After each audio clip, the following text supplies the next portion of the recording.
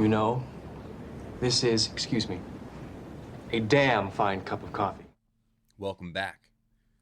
This morning, we're continuing our journey through Dimensions, Chapter 3, Cosmic Seduction, and the alien abduction component of it.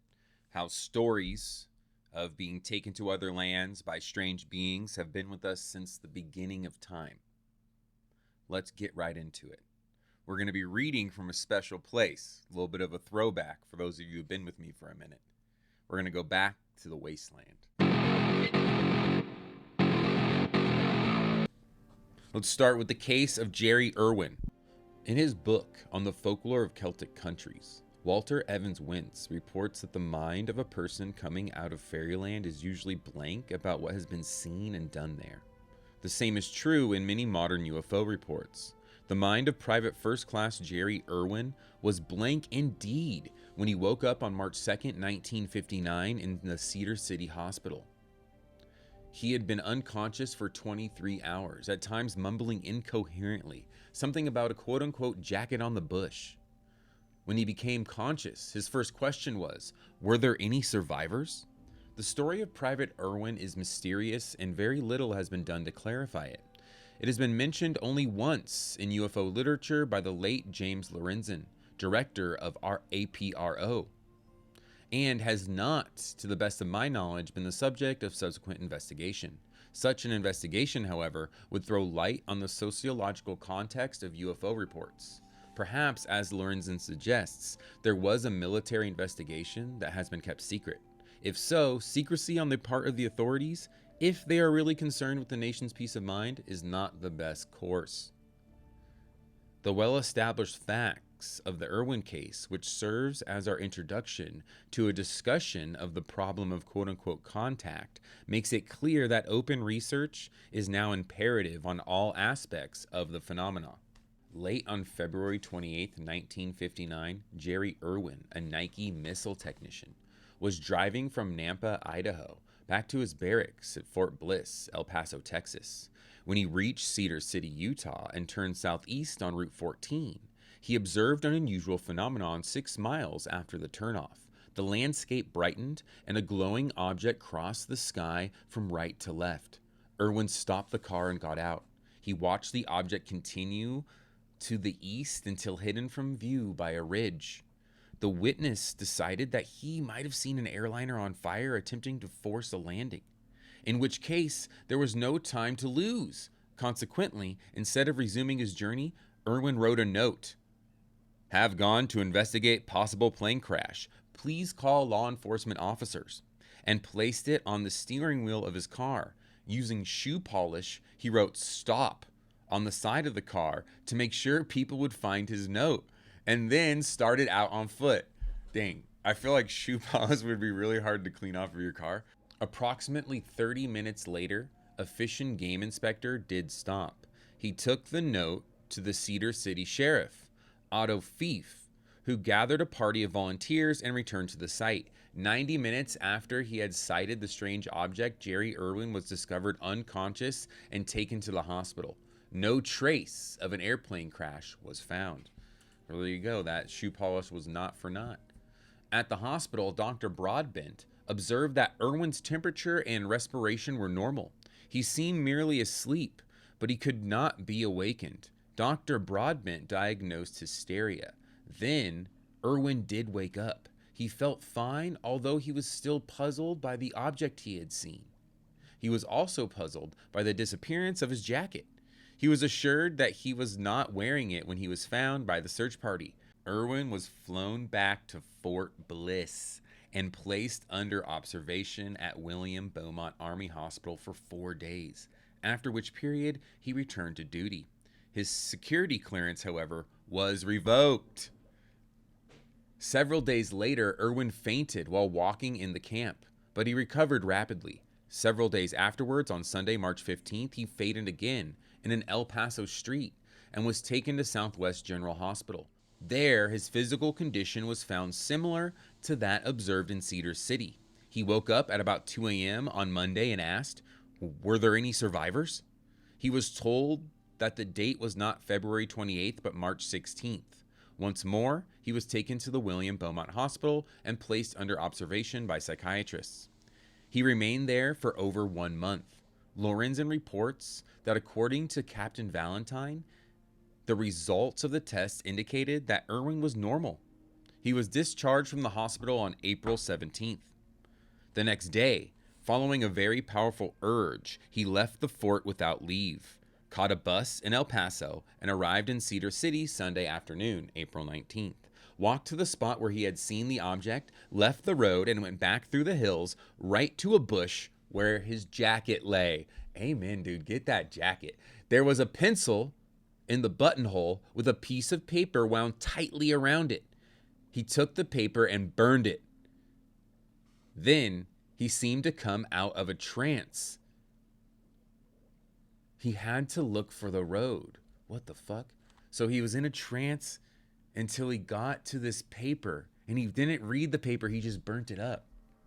It was like, a program from his pals that made him, I don't know. Let's get back to it. Not understanding why he had come there, he turned himself in and thus met Sheriff Otto Fief, who gave him details of the first incident. Yeah, we found you with that jacket. We did not find a plane crash. The Lorenzens contacted Irwin after he had returned to Fort Bliss and undergone a new psychological examination. As futile as the previous one, his case came to the attention of the Inspector General, who ordered a new investigation. On July 10th, Irwin re-entered the hospital.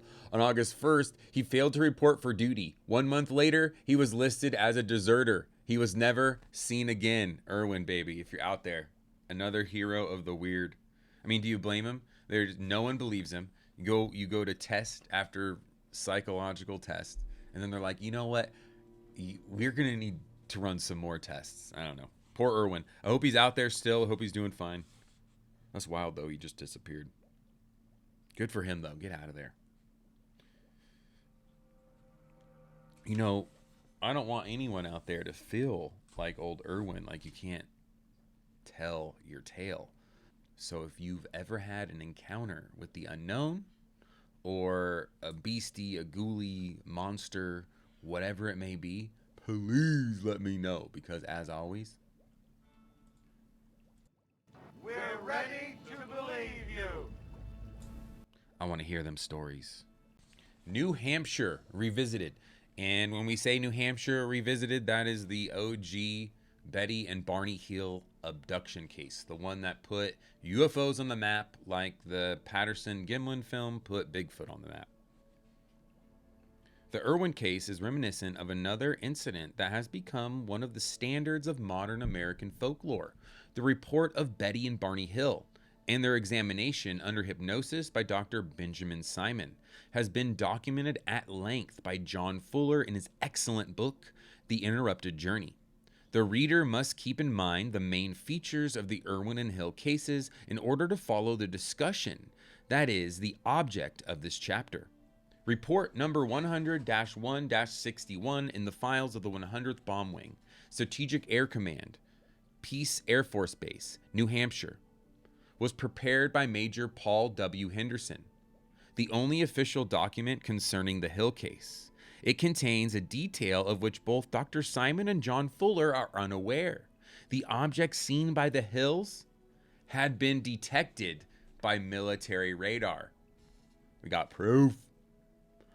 During a casual conversation on the 22nd of September 1961 between Major Gardner B. Reynolds of the 100th Bomber Squadron and Captain Robert O. Dottaday, commander of the 1917-2 AACS DIT of Peace Air Force Base, New Hampshire, it was revealed that a strange incident occurred at 214 local on the 20th of September. No importance was attached to the incident at the time. There you go. That's the actual military report. So, a captain and a major both caught wind of this sighting. And then Betty and Barney Hill get abducted. The visual sighting itself is summarized as follows. So here we go back into another military report, so get ready. It's going to be exciting.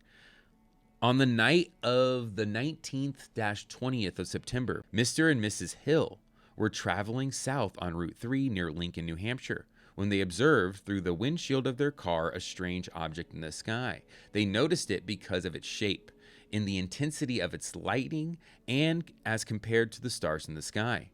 The weather and the sky was clear at the time. In the report itself, we read Betty Hill's account of the sighting as reported by Peace Air Force Base officials.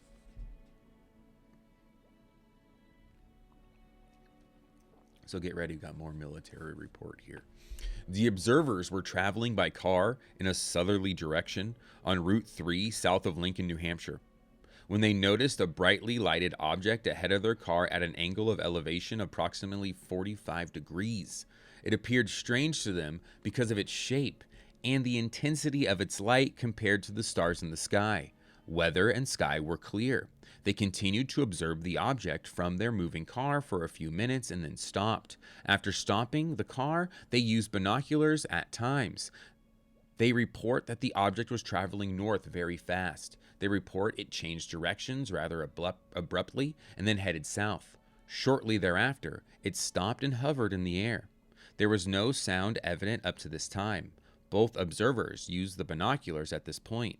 While hovering, objects began to appear from the body of the quote-unquote object, which they described as looking like wings, which made a V shape, then extended. The wings had red lights on the tips. The object continued to descend until it appeared to be only a matter of quote-unquote hundreds of feet above their car. At this point, they decided to get out of that area and fast. They report that while the object was above them, after it had swooped down, they heard a series of short, loud buzzes, which they described as sounding like someone had dropped a tuning fork. They report that they could feel the buzzing sounds in their auto. No further visual observations were made of this object. They continued on their trip, and when they arrived in the vicinity of Ashland, New Hampshire, about 30 miles from Lincoln, they again heard the buzzing sound of the object. However, they did not see it at this time. Mrs. Hill reported the flight pattern of the object to be erratic, changing directions rapidly, that during its flight it ascended and descended numerous times very rapidly. Its flight was described as jerky and not smooth. This report is remarkable for what it does not contain. In this respect, it is probably typical of a large class of Air Force records, or most of those involving close proximity with the UFO, where either witness reluctance or lack of adequate follow-up eliminated the most significant information. In the present case, the witnesses failed to give the Air Force any information as to the beings they could see aboard the craft during their observation with binoculars.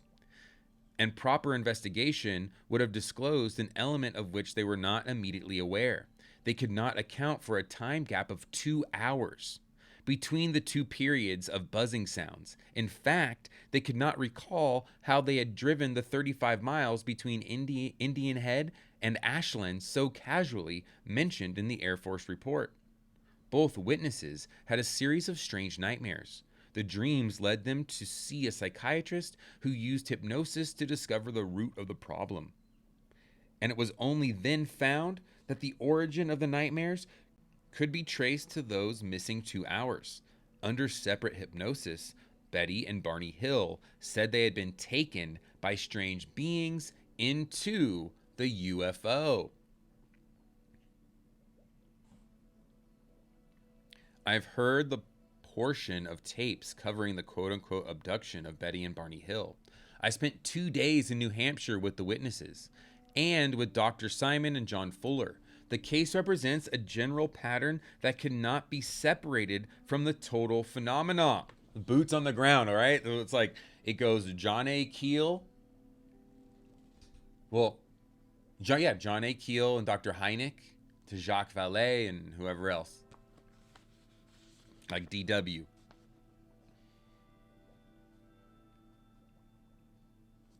First, It is interesting to note that as further details came to the Hill's memories after treatment, the case took on more of the features present in other UFO landings, of which the Hills could not have heard.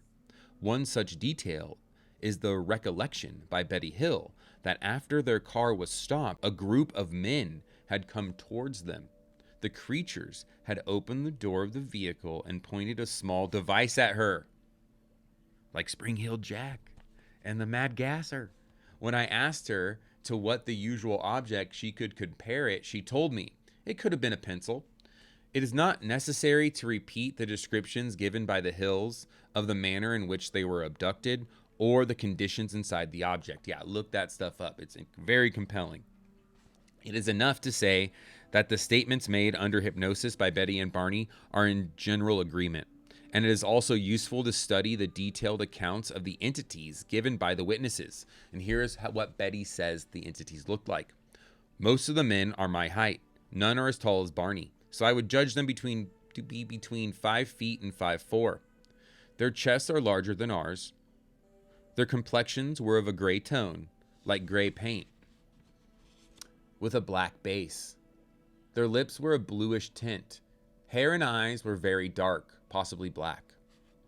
In a sense, their faces were sort of round, with a broad forehead, along with a certain type of coarseness.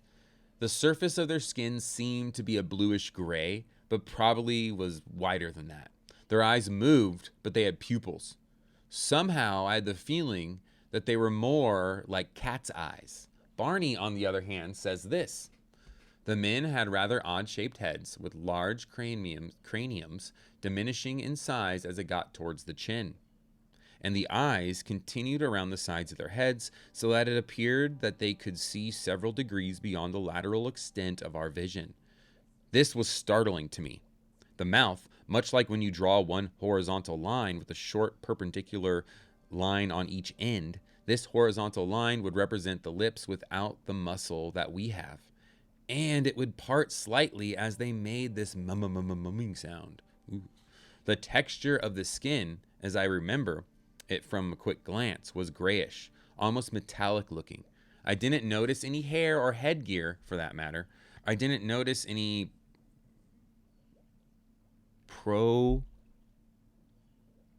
proboscis? Sorry if I'm pronouncing that wrong. We'll put the definition of that up. Proboscis. There just seemed to be two slits that represented the nostrils. There are some obvious contradictions between the two descriptions. Betty speaks of very dark hair. Barney did not notice any. On the other hand, the creatures are strikingly reminiscent of the UFO operators of a large number of stories unknown at the time outside a very small group of specialists.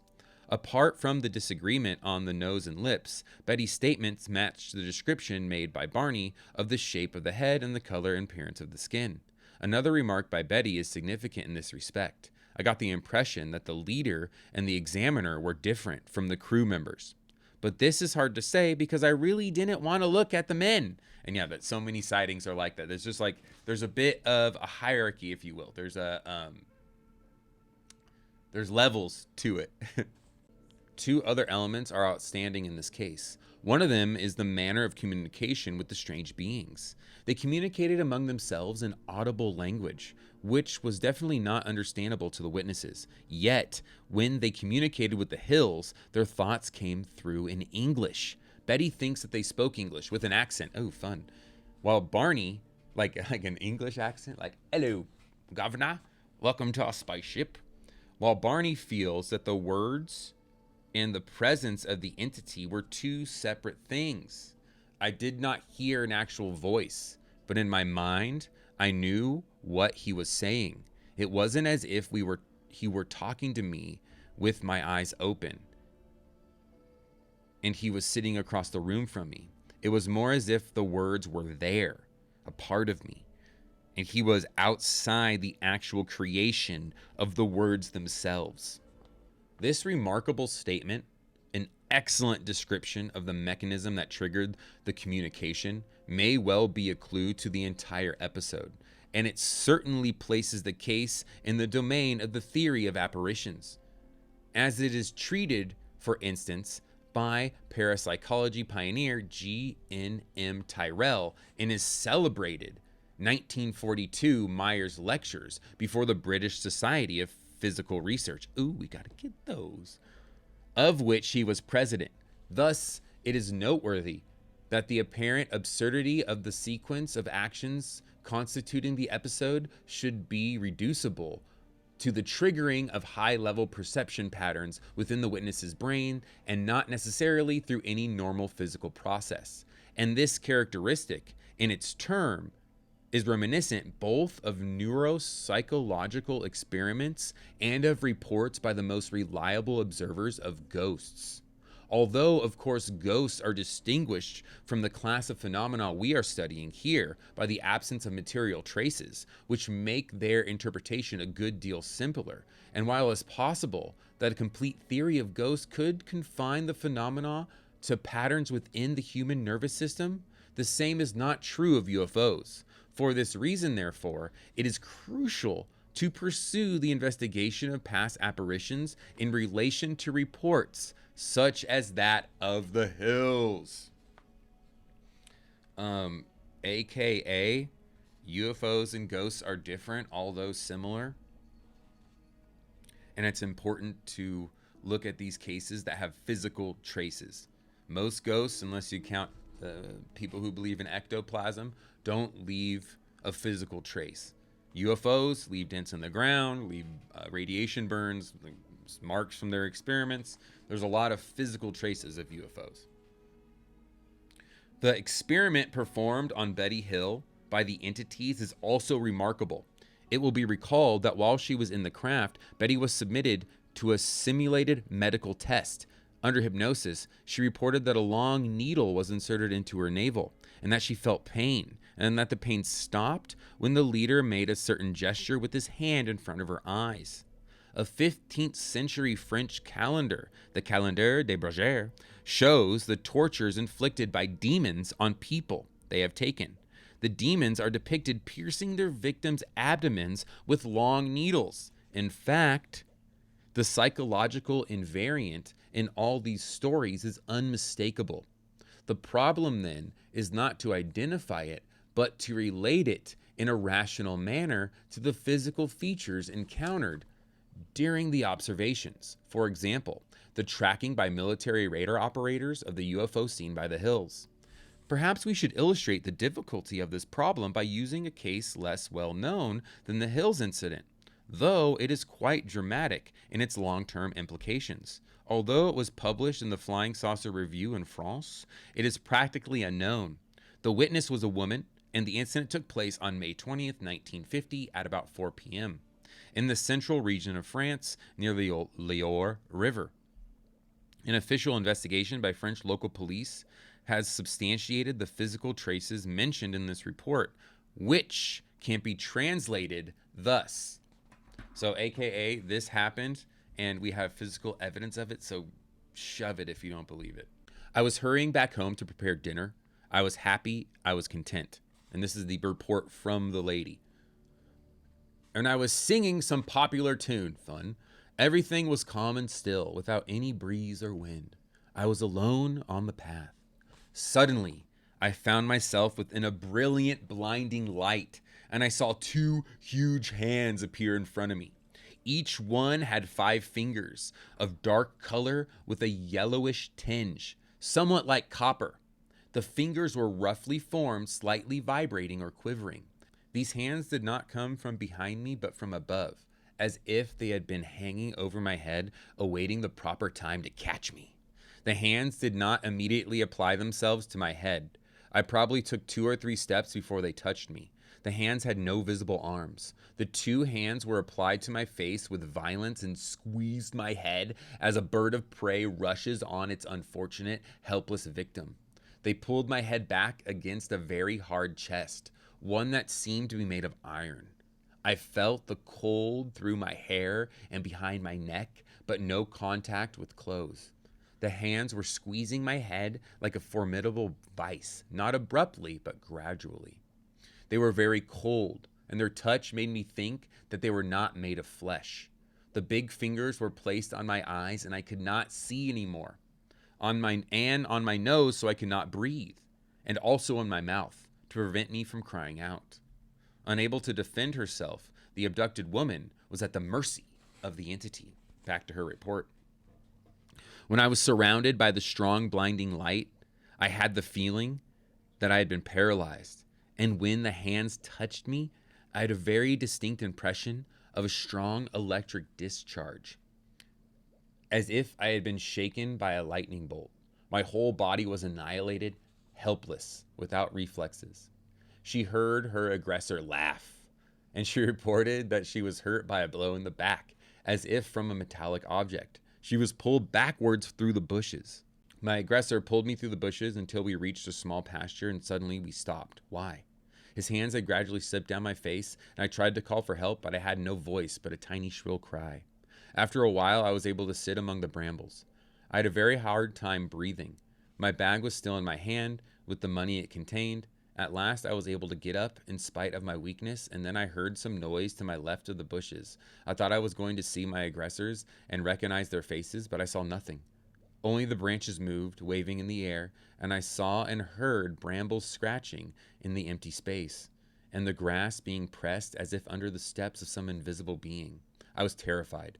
Softly, I took the path again, walking with difficulty. My legs were lacerated by brambles and bleeding. I felt a strange sensation of nervous exhaustion, indefinable, as if I had been electrified by a strong current.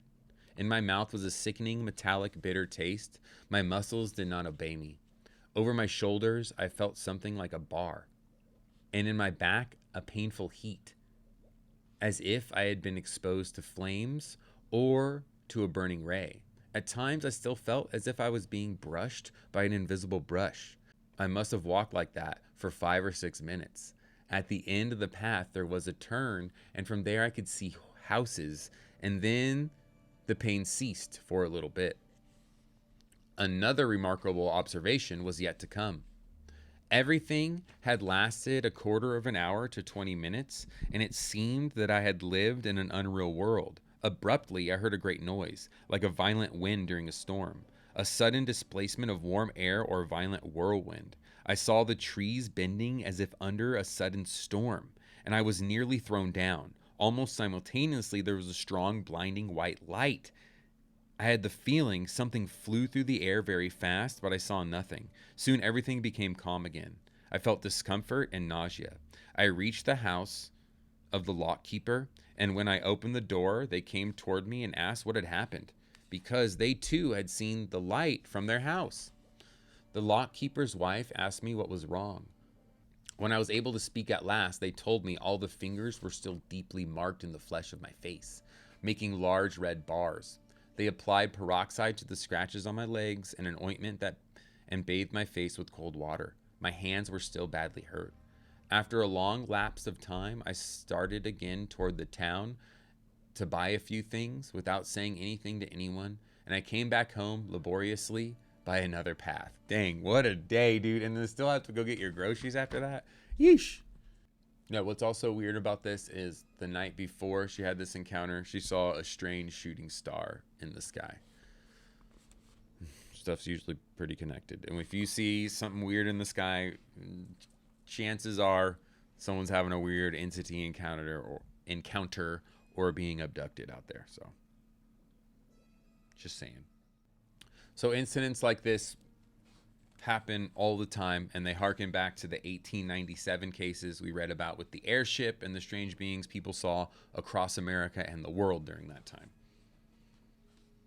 Jacques Vallee even says in the records of the Australian and New Zealand Army Corps, there contains an abduction case that occurred on August 21st, 1915, and in that incident, which hasn't been confirmed, an entire regiment was posted as missing. Now that we've taken a look at a bunch of modern abduction cases, not only throughout this book, but if you join me for Monsters After Midnight or any of the other places where I enjoy talking about this stuff, there's hundreds and thousands of abduction cases that have been just like the ones we just read. So now let's look at some more ancient versions of these same types of encounters. from historical evidence gathered by Evan Wentz, pointing to the fact that this UFO issue cannot really be solved. This sort of belief in fairies, and this is from Evan Wentz's work, this sort of belief in fairies being able to take people was very common and exists yet in a good many parts of West Ireland. The good people are often seen there, pointing to Knockmag, in great crowds playing hurley and ball. And one often sees among them the young men and women and children who have been taken. Not only are people taken away, but as in flying saucer stories, they may be picked up and set down again. A man named John Campbell told Evan Wentz. A man who I have seen, Roderick MacNeil, was lifted by the hosts and left 3 miles from where he was taken up. The hosts went out at about midnight. Reverend Kirk gives a few stories of similar extraordinary kidnappings, but the most fantastic legend of all is that attached to Kirk himself. The good Reverend is commonly believed to have been taken up by the strange beings. Ooh, Reverend Kirk. The ferryman. Mrs. J. McGregor. This is from some primary source.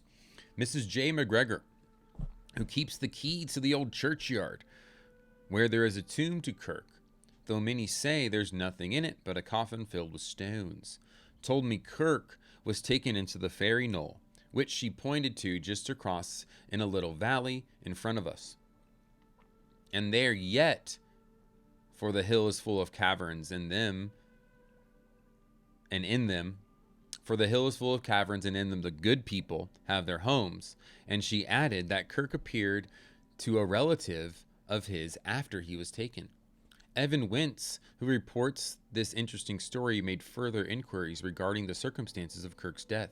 He went to see the successor of Kirk in Aberfoyle, Reverend Taylor, who clarified the story. At the time of his disappearance, people said he was taken because the fairies were displeased with him for disclosing their secrets in public in such a manner. At all events, it seems likely that Kirk was taken ill very suddenly with something like apoplexy while on the fairy knoll and died there. I have searched the Presbyter books and find no record of how Kirk's death really took place, but of course there is not the least doubt of his body being in the grave. Kirk believed in the ability of the good people to perform abductions, and this idea was so widespread that it has come down to us through a variety of channels. This fact enables us to examine in detail 4 aspects of fairy lore that directly relate to our study. 1, the conditions and purposes of the abductions. 2, the cases of release from Mangonia, and the forms taken by the elves. When he says Mangonia, he means fairyland, like when you're taken to another planet or aboard a spaceship these days. Gratitude, when the abducted human being has performed some valuable service during their stay. And the belief in kidnapping activities of the fairy people.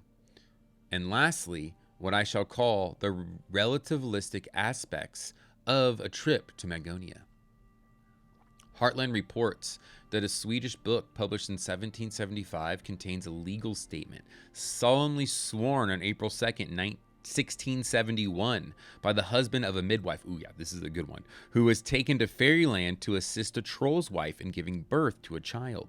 The author of the statement seems to have been a clergyman. On the authority of this declaration, we are called on to believe that the event recorded actually happened in the year 1660. Peter Rahm alleges that he and his wife were at their farm one evening late when there came a little man, swart of face and clad in gray, who begged the declarant's wife to come and help his wife in labor. The declarant, seeing that they had to do with a troll, prayed over his wife, blessed her, and bade her in God's name to go with the stranger. Yeah, when a troll reaches out for help, you got to help him. She seemed to be borne along by the wind, whoosh, whooshed away. It is reported that she came home in the same manner, having refused any food offered to her while she was in the troll's company. In another tale, the midwife's husband accompanies her through the forest, and they are guided to the earth by the earthman, the gnome who has requested their help. They go through a moss door and then a wooden door, and later a door of shining metal. The stairway that leads them inside the earth to a magnificent chamber where there is an earth wife that is resting. Kirk reports that in a case whose principals he personally knew, the abducted woman found the home of the little people filled with light, although she could not see any lamp or fire. Reverend Kirk also says that later, in the company of another clergyman, he visited a woman then 40 years old and asked her questions concerning her knowledge of the fairies. It was rumored that for a number of years she had taken almost no nourishment and that she often stayed late in the fields looking after her sheep, and that she met there and talked with people she did not know.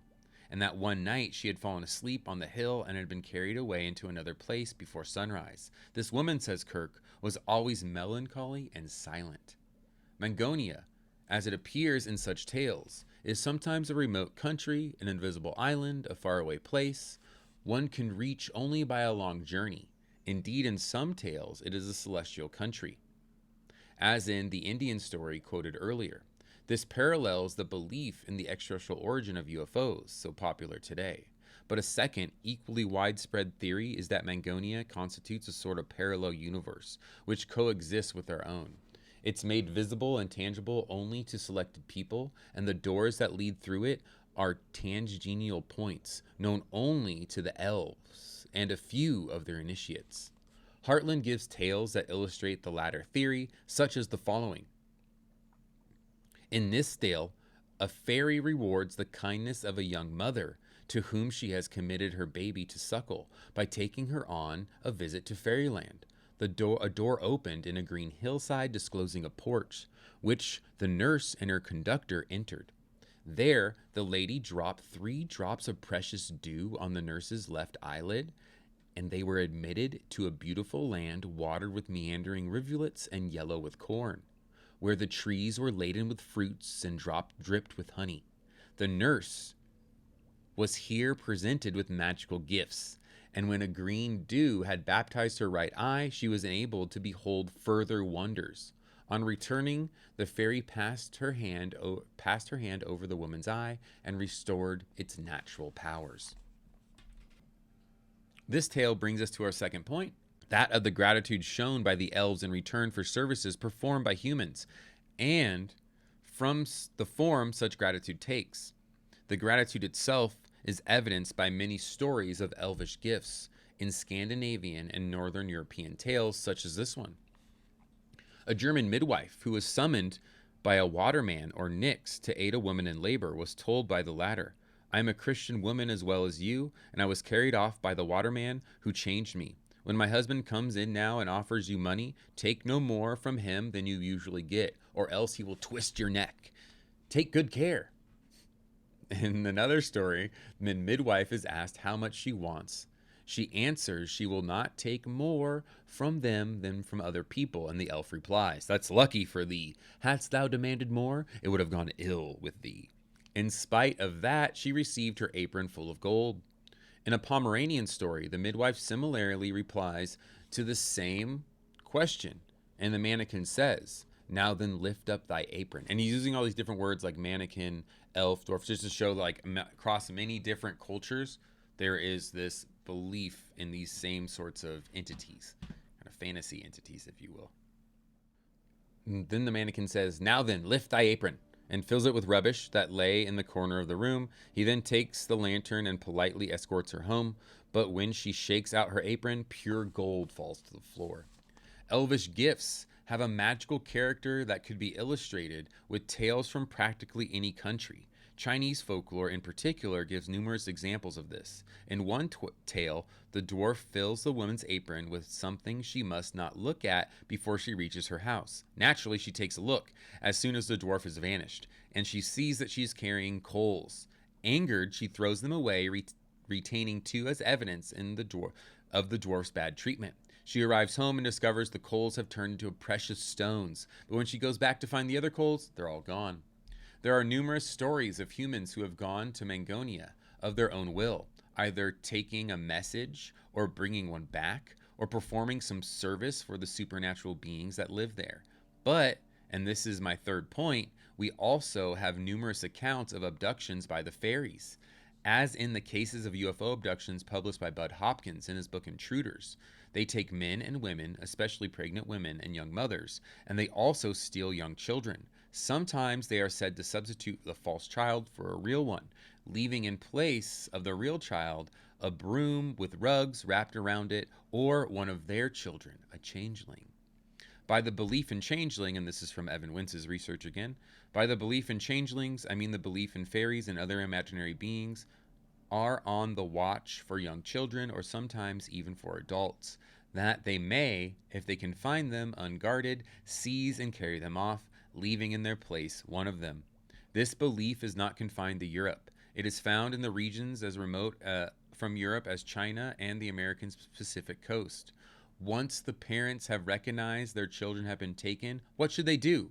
Hartland says that one method in favor in the north of Scotland is to take the suspected elf to some known haunt of its race. Generally, we are told some spot where peculiar coughing sounds are heard, or some barrow or stone circle, and lay it down.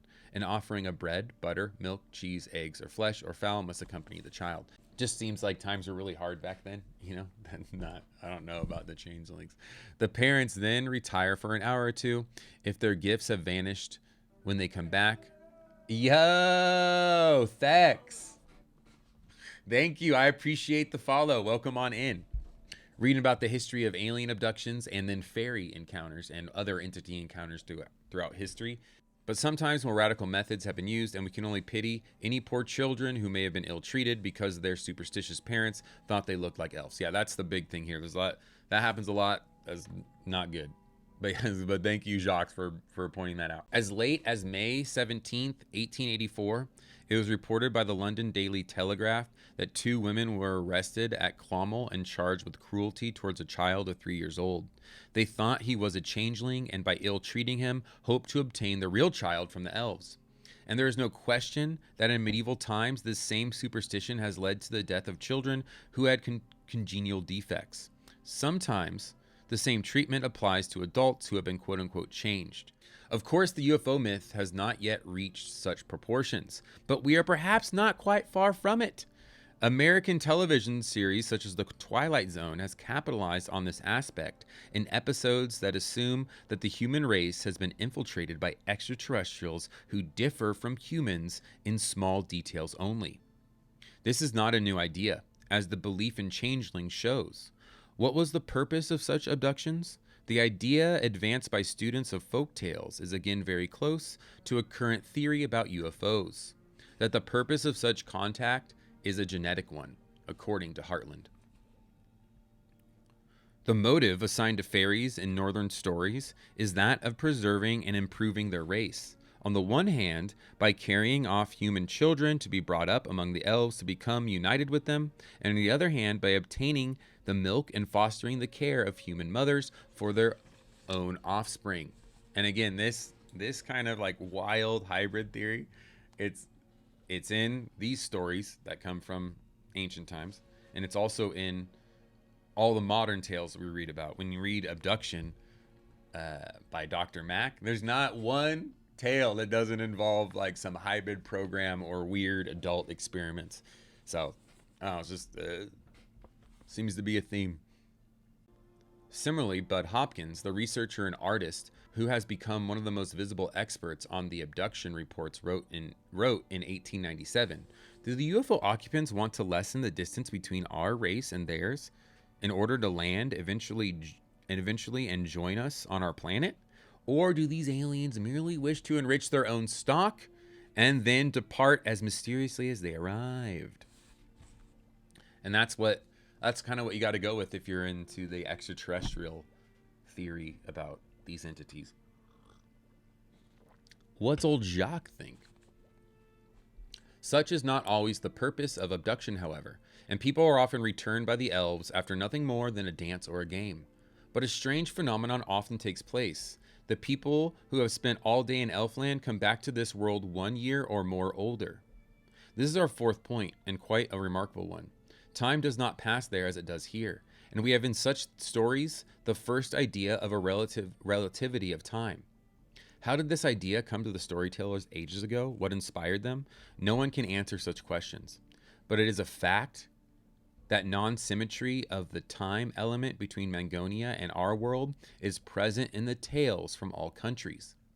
Discussing this supernatural lapse of time, Hartland relates to the true story of Rhys and Lyawen, recorded in about 1825 in the Vale of Neath in Wales. Rhys and Lyawen were servants to a farmer. As they went home one night, Rhys told his friend to stop and listen to the music. Lyawen heard the music, but Rhys had to dance to the tune he heard 100 times. He begged Lyawen to go ahead with the horses, saying that he would soon overtake him, but Lyawen arrived home alone. The next day he was suspected of murdering Rhys and was jailed, but a farmer who was skilled in fairy matters guessed the truth. Several men gathered, among them the narrator of the story, and they took Lyawen to the spot where he said the companion had vanished. Suddenly, "Hush!" cried Lyawen. "I hear music. I hear sweet harps." All listened, but they could hear nothing. Lyawen's foot was on the outer edge of the fairy ring. He told the narrator to place his foot on his, and he too heard the sounds of many harps and saw a number of little people dancing in a circle 20 feet or so in diameter.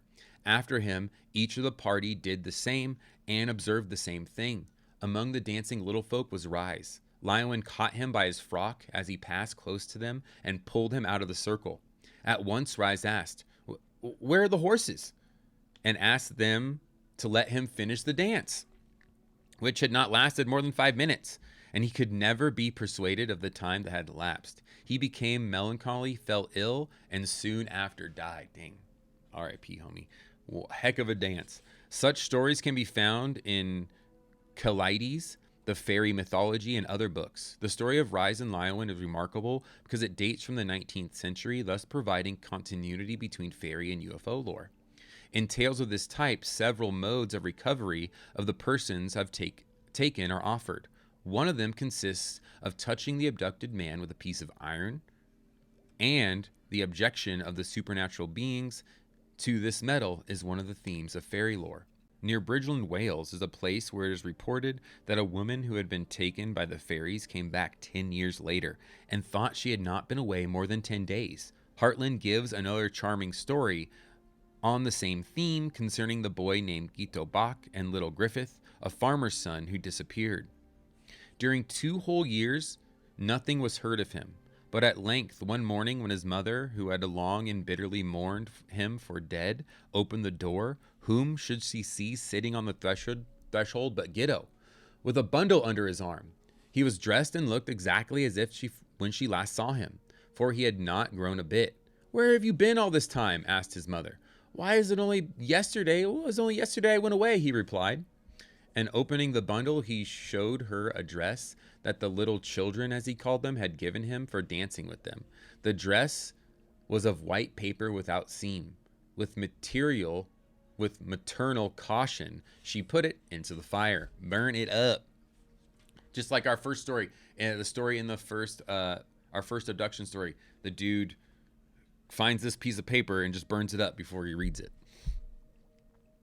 The best known stories where time relatively is the main theme are of course the Rip Van Winkle type, patterned after numerous folktales that allegedly concern actual events. Strangely enough, we again find the identical theme in ages-old Chinese folklore. Witness the story of Wang Qi, one of the holy men of the Taoists. One day, Wang wandered through the mountains of Kuchao, gathering firewood.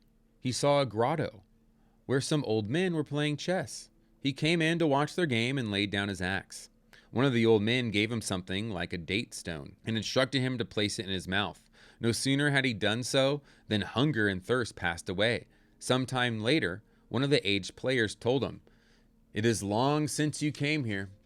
You should go home now."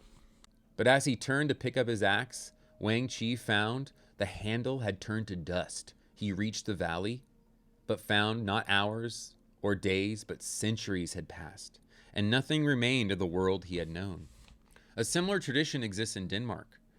In a tale which is typical of the pattern, a bride thoughtlessly walked through the fields during the festivities of her wedding day and passed a mound where the elves were making merry. Again, we have here a description of little people close to the magical object, sometimes described as a large, flat, round table, sometimes as a hill or a disc, a large cone resting on the ground. that would fit that description.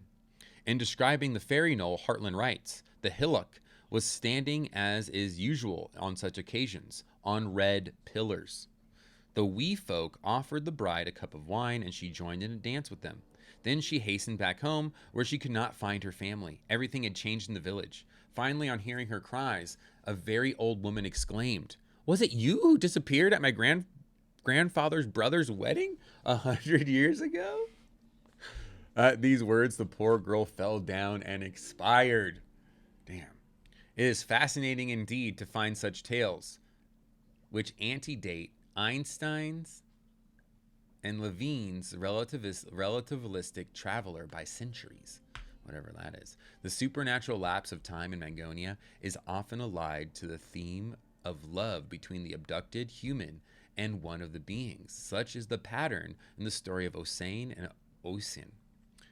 Once, when he was a young man, Oisin fell asleep under a tree. He woke up suddenly and found a richly dressed lady of more than mortal beauty looking at him. She was the queen of the legendary land of Tree Naog, and she invited him to share her palace. Oisin and the queen were in love and happy, but the hero was warned not to go into the palace gardens or to stand on a certain flat stone. Naturally, he transgressed the order, and when he stood upon the stone, he beheld his native land suffering from oppression and violence. He went to the queen and told her he must return. "How long do you think you've been with me?" she asked. "Thrice 7 days," he said. "Thrice 7 years," was the answer. But he still wanted to go back. She then gave him a black horse from whose back he must not alight during his trip in the other world, for fear of seeing the power of time suddenly fall on him. Yeah, dude, you're gonna and just die. But he forgot the warning when an incident induced him to dismount, and at once he became feeble, blind, and a helpless old man. It is not necessary to spend time here or to dwell in detail on the tales of the island of Avalon, Morgan the Fay, the legend of Ogier the Dane, and the magical travels of King Arthur. All these traditions insist on the peculiar nature of time and the other world. Nor is this limited to European history, as Hartland again points out.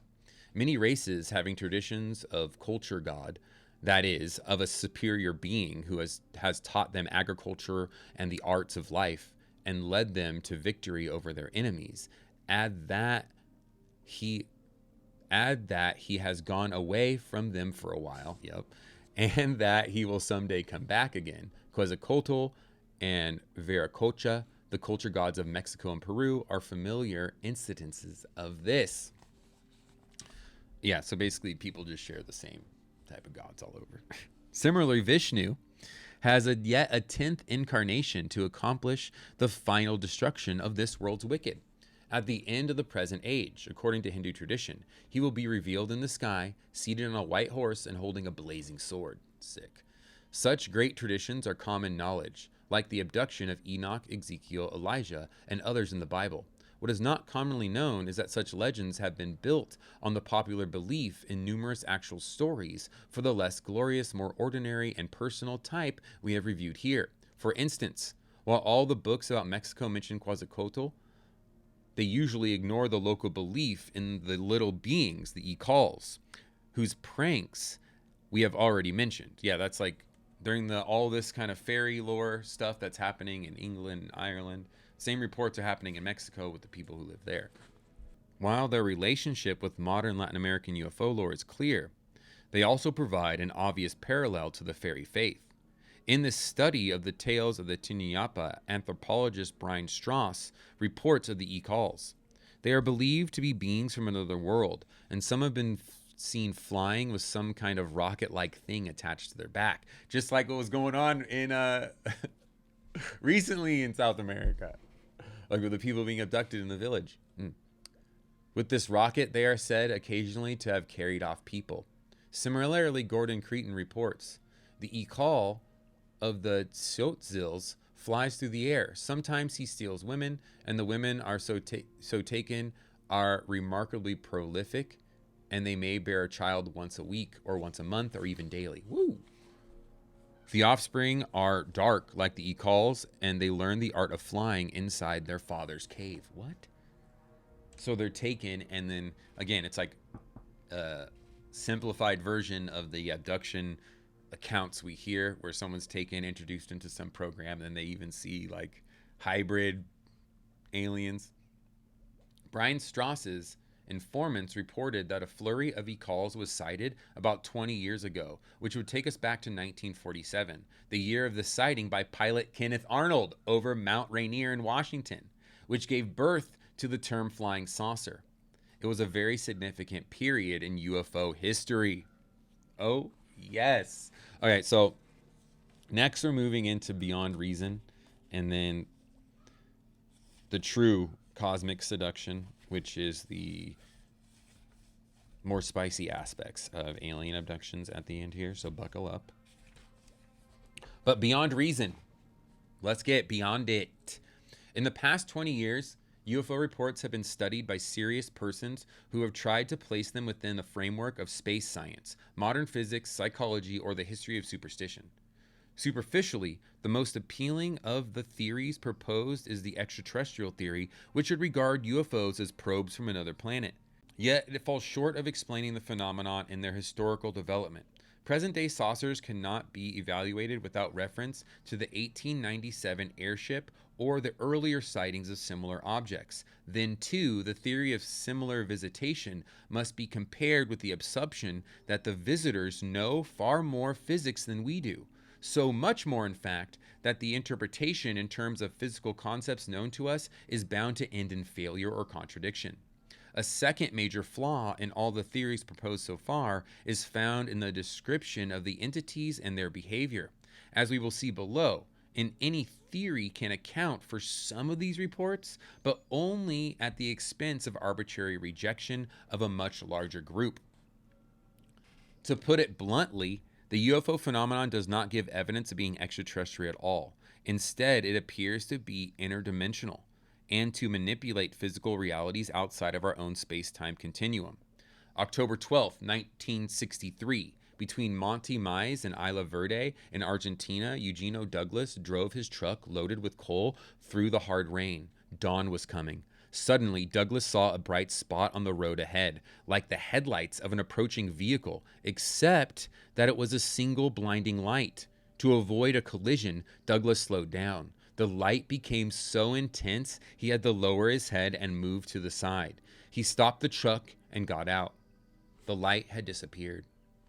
Through the rain, Eugenio Douglas could now see a circular metallic craft, about 35 feet high. An opening became visible, making a second area of light less intense, and 3 figures appeared. So, starts close encounter of the first kind.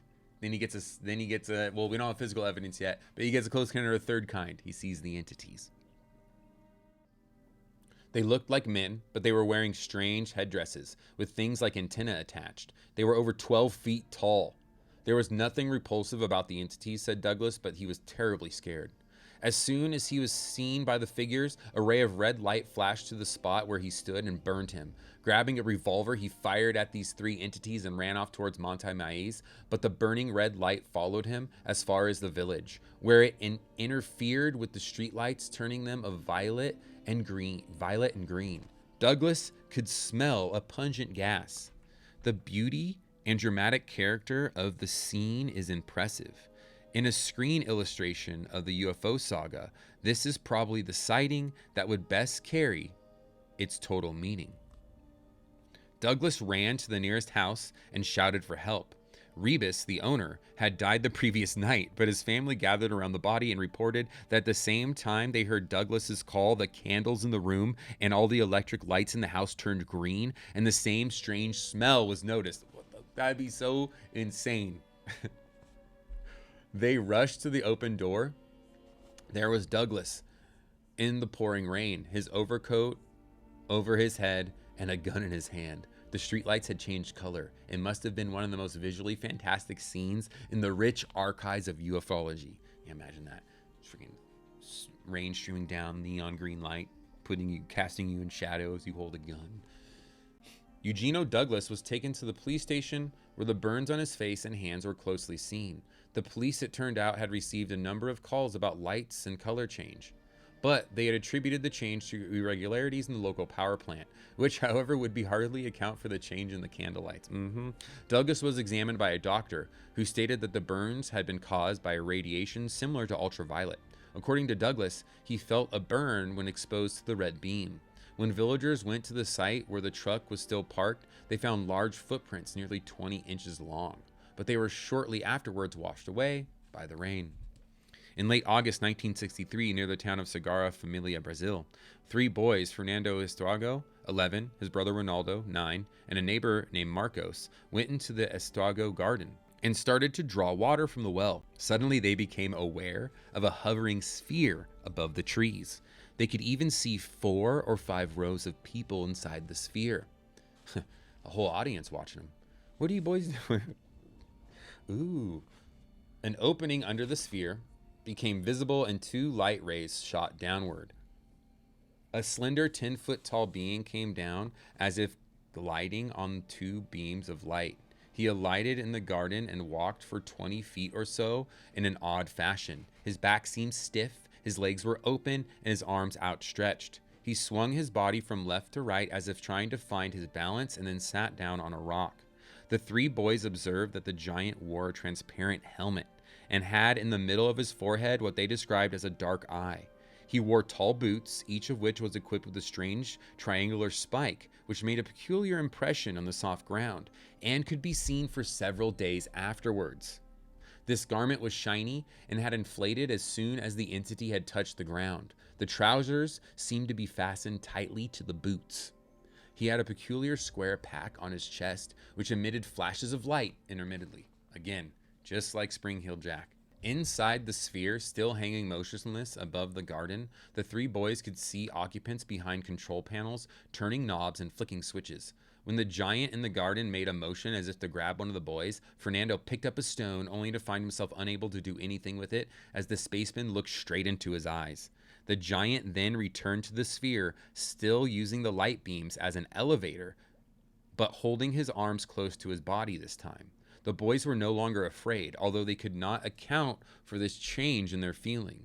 As the sphere left, they were sure the giant spaceman had not come to hurt them, and somehow, in the same irrational fashion, they knew he would come back again. In Brazil 6 years earlier, an incident gained the place in UFO literature it certainly deserves. Thanks to an excellent investigation by the late Professor Olavo Fontes of the National School of Medicine in Rio de Janeiro, he interviewed and examined the witness Antonio Villas-Boas of São Francisco de Sales, Minas Gerais. On the night of October 5th, 1957, Antonio and his brother went to bed at around 11 p.m. The night was hot, and he opened the window. Antonio saw a silvery light in the coral, similar to the spot made by a powerful searchlight. Later that night, the 2 brothers observed the light was still there. Then it moved toward the house, sweeping the roof before going away. About 10 p.m. on October 14th, Antonio was plowing with his tractor when he saw a blinding white light at the northern end of the field. Every time he tried to approach it, the light moved away. This happened about 20 times, though the light always appeared to wait for him. His second brother was watching the scene. As Antonio finally gave up, the light simply vanished. 10 p.m., maybe it's really hot during the day. That's a good time to do. Nice, cool time to do your yard work. The next evening, Antonio was alone at the same spot, just chilling. Night was cold and clear and starry. At 1 a.m., he saw something like a red star, which grew larger and became egg-like. The object hovered above his tractor and then landed softly. Antonio tried to drive away, but the engine of the tractor died. He jumped down and took 2 steps, but someone caught his arm. After a short struggle, 4 men carried him inside the craft. The beings communicated among themselves in slowly emitted growls, like the mumming the Hills talked about, unlike any sound the witness could reproduce, although they were neither high-pitched nor too low. In spite of his resistance, the creatures stripped him, washed his body with something like a wet sponge, and took him into another room through a strangely lettered door. It is not my purpose here to record all the details, that were reported by Villas-Boas. They have been adequately documented by Fontes and Cretin, look them up, and later by Lorenzens, who provided a complete reprint of the testimony along with professional opinion of Dr. Fontes after his medical examination of the witness in the book flying saucer occupants. That's what we got to get. Antonio remained alone in the room for what seemed like a very long time. When he heard a noise at the door, he turned and received a terrible shock. The door was open, and a woman was standing there. Her hair was blonde, with a part in the center. She had blue eyes, rather longer than round, slanted outward.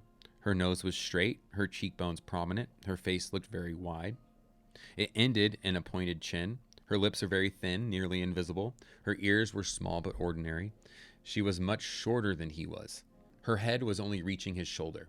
She quickly made it clear what the purpose of her visit was. Soon afterwards, a man came in and beckoned to the woman, who, pointing to her belly, smiled and pointed at the sky, and followed the man out. The man came back with Antonio's clothes and then took him to a room where the other crew members were sitting and growling amongst themselves. The witness, who felt sure no harm would come to him now, carefully observed his surroundings. Among other things, all his remarks here are of interest. He noticed a box with a glass top that had the appearance of an alarm clock. The clock had one hand and several marks that would correspond to 3, 6, 9, and 12 of an ordinary clock. However, although time passed, the hand did not move, and Antonio concluded that it was no clock. That's no clock.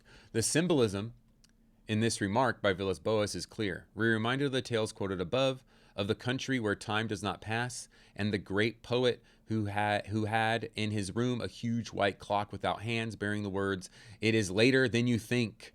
Indeed, it is the poetic quality of such details in many UFO sightings that catches the attention in spite of irrational or obviously absurd character of the tale, and makes them so similar to a dream. Antonio must have thought so because he reflected that he must bring some evidence back, so he tried to steal the clock.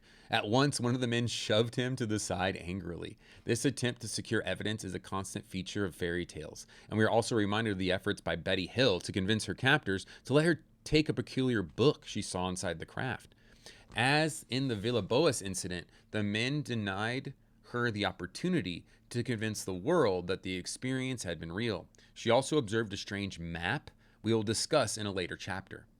At last, one of the men motioned Antonio to follow him to a circular platform. He was then given a detailed tour of the machine, taken to a metal ladder, and signaled to go down. Antonio watched all the details of the preparation for takeoff and observed the craft as it rose and flew away.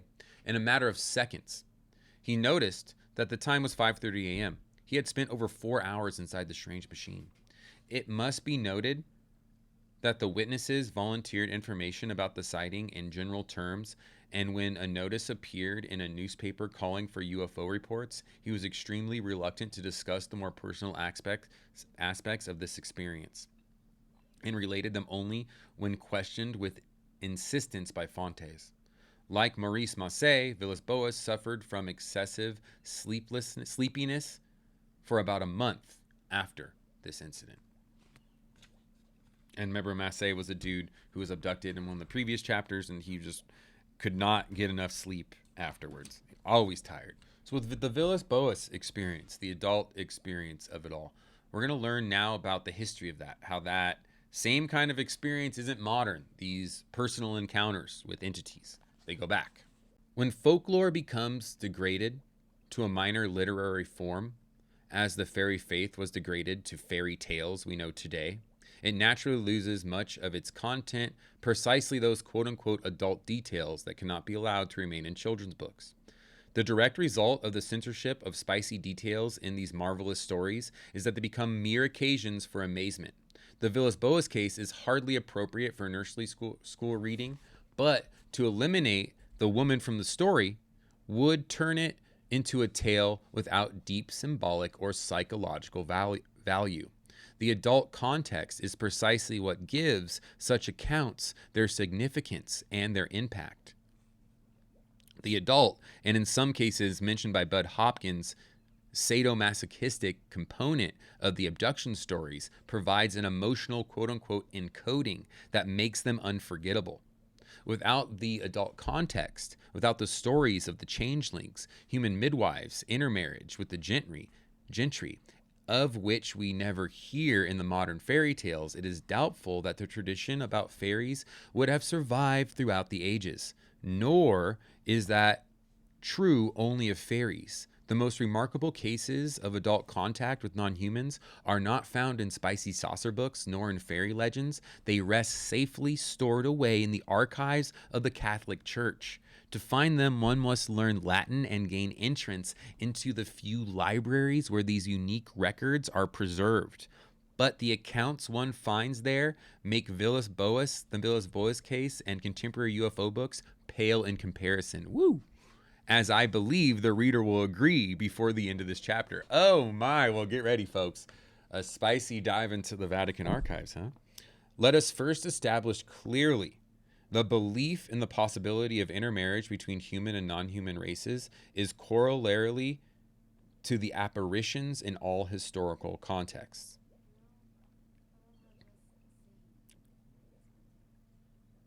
So this is like this legend of interrelationships between entities and humans has been around forever.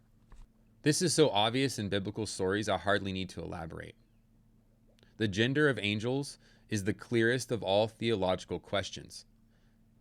In Anatole France's novel, The Revolt of the Angels, it is Arcade, one of the celestial beings, who says to the young Frenchman named Maurice, who accuses him of stealing his girlfriend, "There's nothing like having sound references in order to assure yourself that I am not deceiving you, Maurice, on this subject of the amorous embraces of angels and women. Look up," and he goes through all these old books with long names that have these relations, that have these stories in there.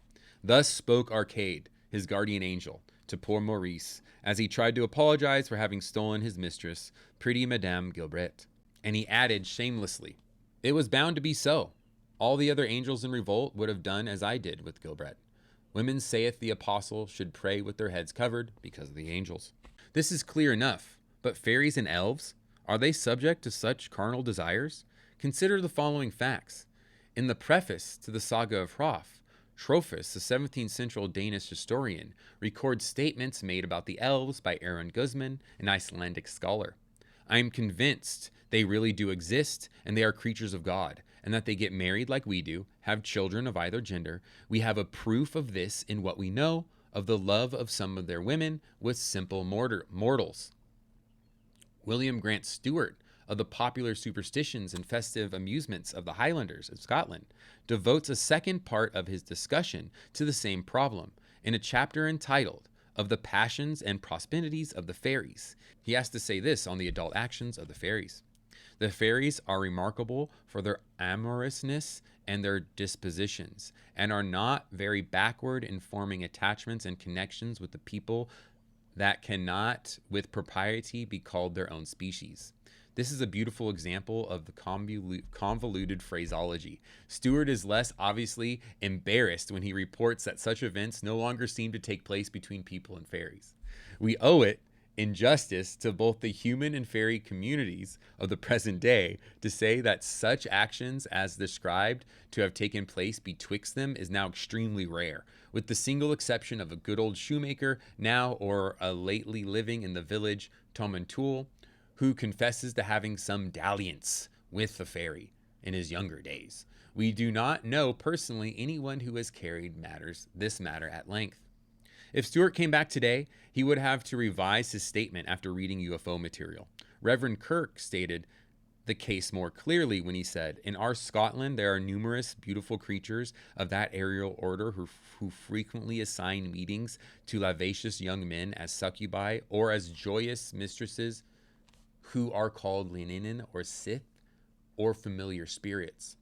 I hardly need to remind the reader of the importance of such fairy spirits in medieval occultism, particularly in Rosicrucian theories, nor do I need to mention the number of accused witches who are condemned to death on the evidence that they had such familiar spirits. Like the modern abductees examined by Bud Hopkins, the women accused of witchcraft usually had a strange mark or scar somewhere on their body.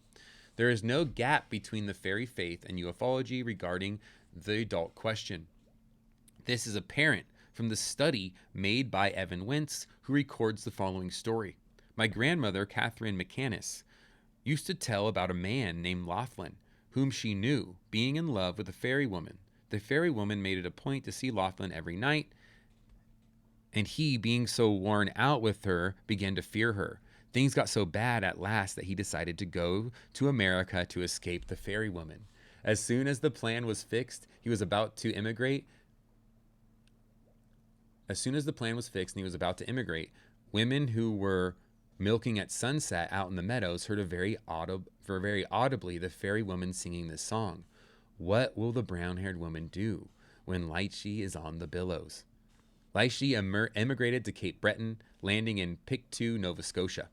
And in his first letter home to his friends, he stated the same fairy woman was haunting him here in America. Well, you can't run away from problems. Everywhere you go, there you are. The comments by Evan Wentz on this case are important. To discover the tale so rare and curious as this, it is certainly of our evidence highly interesting. And aside from its high literary value, it proves conclusively that the fairy women who entice mortals to their love in modern times are much the same, if not the same, as the succubi of the Middle Age mystics.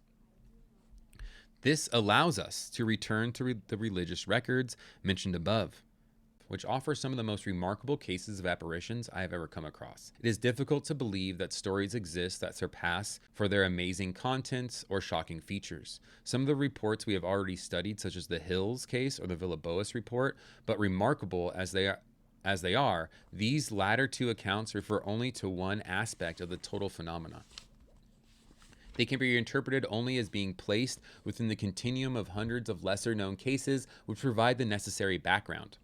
A book by Isidore Lassus, attributed by him to a theologian named Sinistrari, shows that church scholars were puzzled by reports of incubi and succubi, as most modern students of UFO lore are by the Villalobos case, observing that the fundamental text of the church gave no clear opinion on such cases. The author wondered how they should be judged by religious law.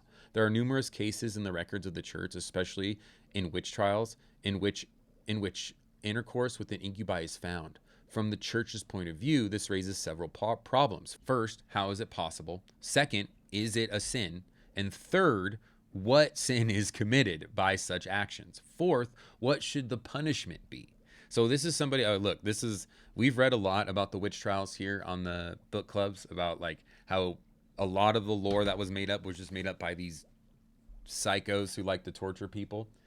This religious scholar, Sinistari, he wasn't an inquisitor. He was just a thinker looking at all these stories. So while we have to discount a large number of the confessions under torture, I do think there's something there in these stories that, like Jacques Vallee is pointing out, that there's a similar theme in these ancient stories and modern tales, and the not so ancient stories here that were just going on during the times of the witch trials. Vallee gets into it a little deeper. If you want to get into the religious aspect of it, definitely suggest picking up this book. He gets into what that whole argument. It was a really big religious debate at the time. What kind of sin is it? What should the punishment be? Mainly, though, the point of this section is to show us that this sort of thinking has gone back since, we've been able to write things down. Every culture, most holy books have these sort of encounters, and the spiciness has just kind of been etched out for mass consumption, when really this like adult aspect of it with like these programs, hybrid programs, whatever you want to call them, has been with us since forever as well. So what we have here, gathering all this folklore, looking at the religious side of it, especially from Western religious point of view, with all the lore on witches and demons, is a complete theory of contact between our race and another race, non-human, different in physical nature, but biologically compatible with us. Angels, demons, fairies, creatures from heaven, hell, or Mangonia. They inspire our strangest dreams, shape our destinies, and steal our desires. But who are they? And that's a topic for Chapter 5. Thank you for joining me for Chapter 4 on the cosmic seduction of alien abduction. I'll be back next week with Chapter 5. Check this out. It should be up on the tubes in a bit. Check out the rest of the read-through, Chapters 1 through 4. They should be up on my tubes now. But hope you have a great rest of your day. Thank you for joining me. Bye-bye.